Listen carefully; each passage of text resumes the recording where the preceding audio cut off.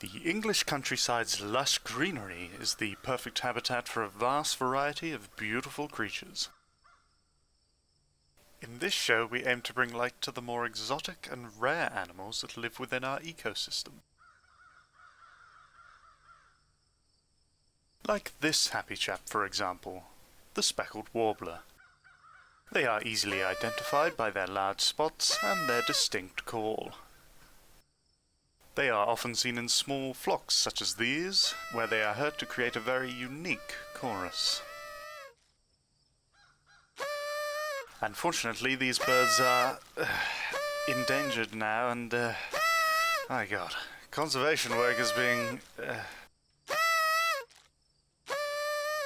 You know what? F*** it, I'm glad they're endangered. They're so f***ing irritating.